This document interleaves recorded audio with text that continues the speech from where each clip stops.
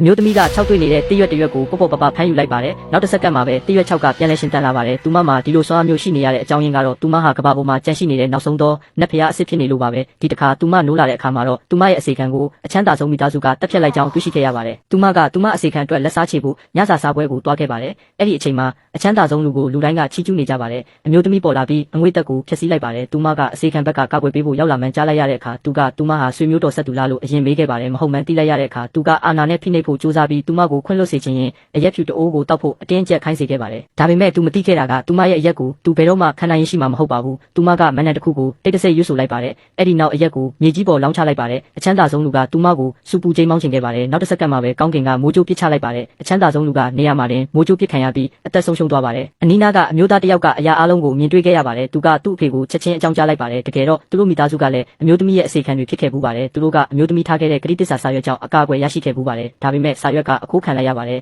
အဲ့ဒါကြောင့်သူ့ခြေထောက်တွေတွက်ချပါတာဖြစ်သွားခဲ့တာပါဒါကြောင့်သူကသူ့မြေးကိုအမျိုးသမီးကိုချက်ချင်းဖိတ်ခေါ်ဖို့ပြောလိုက်ပါတယ်ဒီကြားထဲမှာအမျိုးသမီးကသူမအစီခံရဲ့အိမ်မှာစာရေးလေ့ကျင့်နေခဲ့ပါတယ်မိသားစုကထိတ်တန့်အဆင့်တွင်းငှက်တိုက်ကိုလာပို့ပေးပါတယ်အမျိုးသမီးကခေါင်းခါလိုက်တာကိုမြင်တော့သူမကတာမန်မဟုတ်မှန်းသူပို့ပြီးတေချာသွားပါတယ်လွန်ခဲ့တဲ့တစ်လလောက်တုန်းကစောက်လုပ်ရေးလုပ်ငန်းခွင်ရုတ်တရက်ပြိုကျခဲ့ပါတယ်သူတွားရောက်စစ်ဆေးတဲ့အခါမတော်တဆပြုတ်ကျခဲ့ပြီးအမျိုးသမီးကသူ့ကိုကယ်တင်ခဲ့တာပါအဲ့ဒီနေ့ကစပြီးမိသားစုစီးပွားရေးကလျင်မြန်စွာတိုးတက်လာခဲ့ပါတယ်မိသားစုကောင်းဆောင်ကဒါဟာသူမရဲ့အကူအညီကြောင့်မှန်းသိနေခဲ့ပါတယ်အဲ့ဒီအချိန်မှာပဲအစီခံတယောက်ကအချမ်းသာဆုံးမိသားစုပျက်စီးသွားပြီဖြစ်ကြောင်းလာပြောတာကြောင့်သူကမှတ်တမ်းတွေကိုအမြန်စစ်ဆေးလိုက်ပါတယ်တစ်ချက်ကြည့်လိုက်တာနဲ့သူ့တခင်ပြန်ရောက်လာမှန်းသူသိလိုက်ပါတယ်သူကသူ့သမီးနဲ့ချွေးမကိုအမျိုးသမီးကိုဂရုစိုက်ဖို့အမိန့်ပေးလိုက်ပါတယ်သမီးဖြစ်သူကမကြေမနက်ဖြစ်သွားပါတယ်ပြီးတော့ရောက်မဖြစ်သူကတခင်ကြီးကအမျိုးသမီးကိုသဘောကျသွားမှစိုးရိမ်နေခဲ့ပါတယ်ဒါကြောင့်သူမကသူမရှိတဲ့အချိန်ကိုအခွင့်ကောင်းယူခြင်းခဲ့ပါတယ်သူ့ရောက်မကိုအမျိုးသမီးကိုမောင်းထုတ်ခိုင်းဖို့ပါအဲ့ဒီနောက်သူမကသူ့ရောက်မကိုပြောလိုက်ပါတယ်အမျိုးသမီးရဲ့ရုပ်ရည်ကိုဖျက်ဆီးဖို့အစိတ်ပါတယ်မျက်နှာလိမ့်ခရင်မှပို့ပေးလိုက်ဖို့ပါအမျိုးသမီးကအဲ့ဒါကိုသိမြင်နေပေမဲ့ဘာမှမပြောခဲ့ပါဘူးအဲ့ဒီညမှာရောက်မဖြစ်သူကခရင်ကိုလိမ့်ပြီးတဲ့နောက်သူမမျက်နှာပျက်စီးသွားတာကိုတွေ့လိုက်ရပါတယ်ဒါကြောင့်သူမကအမျိုးသမီးကိုရင်ဆိုင်ဖို့ဒေါသတကြီးသွားခဲ့ပါတယ်ဒါပေမဲ့အခန်းကဗလာဖြစ်နေပါတယ်ဒါကြောင့်သူမကနေရန်ကက်စကူတွေကို